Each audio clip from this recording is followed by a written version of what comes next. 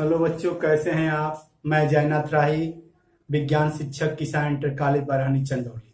आज हम कक्षा 10 के पाठ 8 जीव जनन कैसे करते हैं उसके अंतर्गत हम पढ़ें क्या, मानव में जनन घटना, रिप्रोडक्टिव स्टेप्स। कौन कौन से रिप्रोडक्शन में स्टेप्स हैं उनके बारे में अध्ययन करेंगे। आइए देखते हैं कौन कौन से स्टेप्स हैं। नंबर 1 है युग्मक जनन, नंबर 2 है वीर्य सेचन, गैमेटोजेनेसिस। पहले हम बोले युग्मक जनन को हम गैमेटोजेनेसिस बोलते हैं, इंसेमिनेशन वीर्य सेचन को, निषेचन एवं विदलन, निषेचन को फर्टिलाइजेशन और विदलन को बोलते हैं क्या, क्लीवेज। फिर चौथा कोकर पुटी का निर्माण अर्थात ब्लास्टोसिस्ट का फॉर्मेशन, अंतःरोपण इम्प्लांटेशन।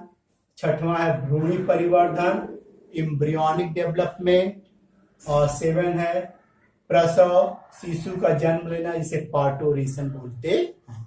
इन स्टेप्स को हम बारी बारी से समझने की कोशिश करते हैं। पहला जो है स्टेप है युग्मक जनन, जिसको हम बोलते हैं क्या, गैमेटोजेनेसिस।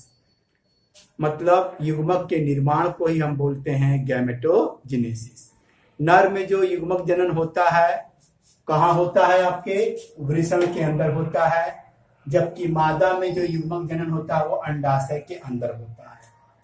वृषण के अंदर अर्धसूत्री विभाजन होता है तो आपका नर युग्मक अर्थात शुक्राणु का निर्माण होता है, जबकि अंडाशय में आपका अर्धसूत्री विभाजन होता है तो मादा युग्मक अर्थात अंडाणु का निर्माण होता है। अर्धसूत्री विभाजन के परिणाम स्वरूप जो नर युग्मक बनेंगे वो हैप्लॉइड हो जाएंगे और ये भी क्या हो जाएंगे, हैप्लॉइड।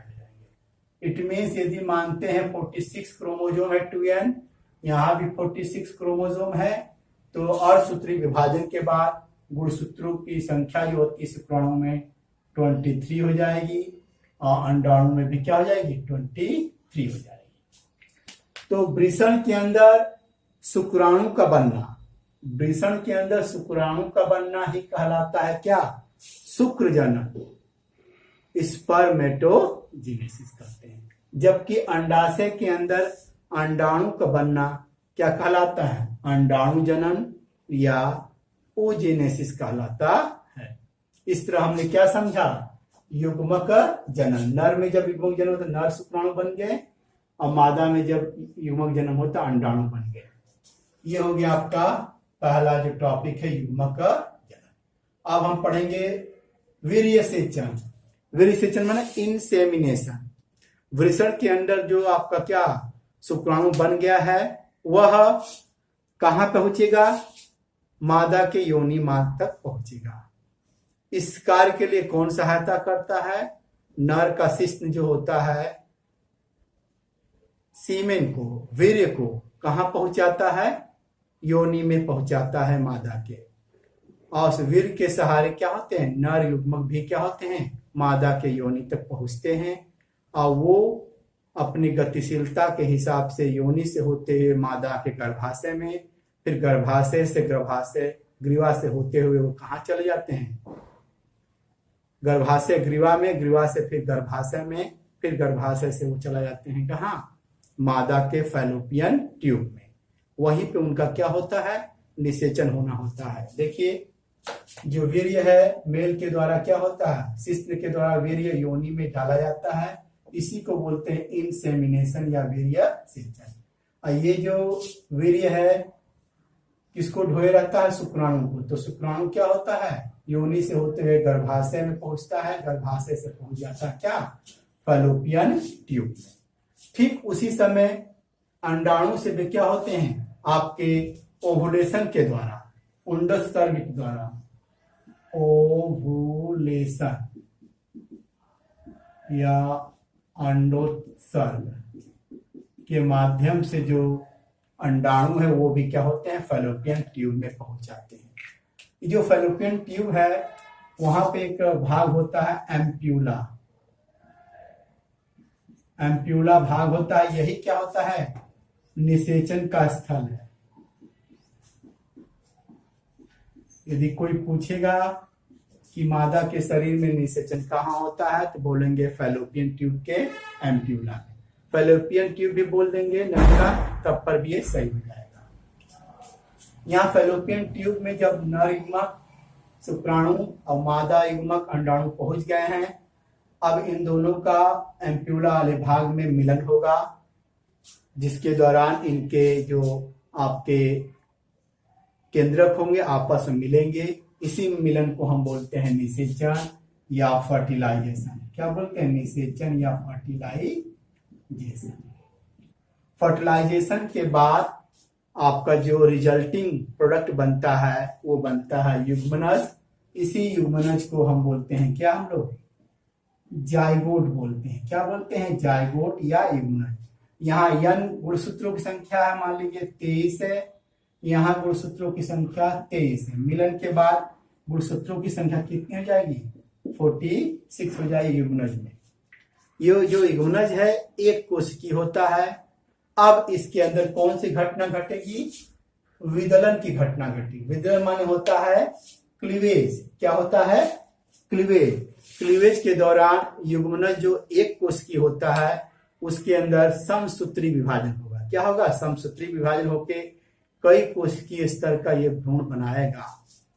विदलन के दौरान युग्मनज जब बंटवारा करता है, समसूत्री विभाजन करता है, तो 2 कोशिकीय, फिर 4 कोशिकीय, फिर 6, फिर 8, फिर 16, इस कोशिकी 2 से 4, 4 से 8 से 16, 16 से 32 कोशिकीय संरचना को प्राप्त करता है। इस विदलन के दौरान 8 से 16 कोशिकीय अवस्था बनती है। उस भ्रूण को हम बोलेंगे क्या? तूतक या मारुला बोलेंगे।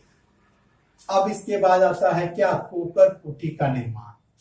ये जो विदलन है कॉन्टिन्यूअस चलता रहेगा तो जाकर के एक स्पेशल अवस्था बना है कोकर पुटी, जिसको कहते हैं हम लोग क्या? ब्लास्टोसिस्ट। ये हो गया क्या? कोकर पुटी का निर्माण। अब 5वां विधि जो अंतःरोपण, इसे इम्प्लांटेशन कहते हैं। अर्थात जो कोकर पुटी है गर्भाशय के अंतःस्तर इंडोमेट्रियम से जाकर के चिपकेगा। इसी चिपकने को बोलते हैं हम लोग क्या? अंतःरोपण।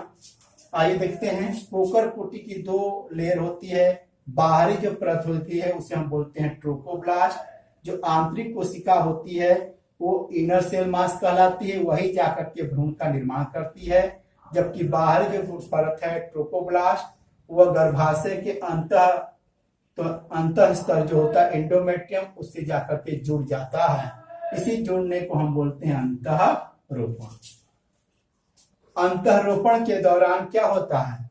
गर्भाशयी ऊतक और भ्रूण ऊतक में क्या होता है? एक कनेक्शन बनता है, एक संरचना बनता है, जिसे हम बोलते हैं अपरा या प्लेसेंटा। ये अपरा और प्लेसेंटा जो भ्रूण है उससे और गर्भाशयी ऊतक के बीच में एक कनेक्शन होता है। इसके द्वारा मादा के द्वारा क्या होता है? वहां पोषक पदार्थ, ऑक्सीजन कहा जाता है? प्लेसेंटा से होते भ्रूण में जाता है, और बदले में भ्रूण से उत्सर्जित पदार्थ, कार्बन डाइऑक्साइड इत्यादि क्या होते हैं? वापस मादा के शरीर में आ जाते हैं। इसके अलावा जो प्लेसेंटा है बहुत से हार्मोन्स का भी स्राव करता है, जो प्रेगनेंसी में और प्रसव के समय मदद करता है। अब आगे देखते हैं भ्रूणी परिवर्धन। अब हमारा जो ब्लास्टोसिस्ट है वो गर्भाशय के ऊसर से चिपक गया है, और उसी के अंदर क्या होता है? उसका डेवलपमेंट होगा। जो भ्रूण है 1 महीने, 2 महीने, 3 महीने, लगभग 9 महीने तक उस गर्भाशय में रहता है। उसी को बोलते हैं भ्रूणी विकास। भ्रूणी विकास के दौरान गैस्टेशन पीरियड होता है। इस गैस्टेशन पीरियड के दौरान जो फीटस है, आपका जो भ्रूण है, वो 9 मंथ का हो जाता है, जो परिपक्व रहता है। अब देखते हैं प्रसव, पार्टोरिशन। ऑक्सीटोसिन हार्मोन होते हैं, उसकी मदद से क्या होता है? गर्भाशयी ऊतक में क्या है? संकुचन होता है।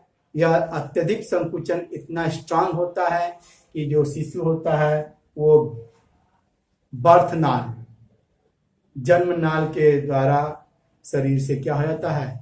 वेजाइना से होते हुए वो बच्चा बाहर आ जाता है। इसी को बोलते हैं प्रसव, पार्टोरिशन। प्रसव के बाद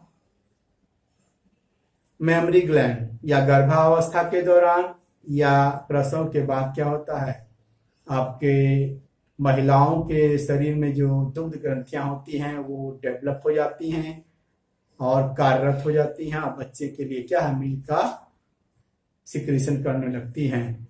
जो मादा मेमरी ग्लैंड से पहला जो दूध निकलता है उसे हम बोलते हैं कोलोस्ट्रम बोलते हैं, खीस बोलते हैं। क्या बोलते हैं? खीस या कोलोस्ट्रम बोलते हैं। इस कोलोस्ट्रम में प्रति बॉडी होते हैं, मानते एंटीबॉडी होते हैं जो बच्चे को क्या करते हैं, इन्फेक्शन से बचाते हैं, अर्थात उनकी इम्यून सिस्टम प्रतिरक्षा तंत्र को मजबूत बनाए रखते हैं। इसीलिए डॉक्टर सलाह देते हैं कि प्रसव के बाद बच्चे को कम से कम 6 महीने तक माता का दूध पिलाना चाहिए। इस तरह हमने क्या देखा, मानव में जनन घटना का अध्ययन किया। नमस्कार, धन्यवाद।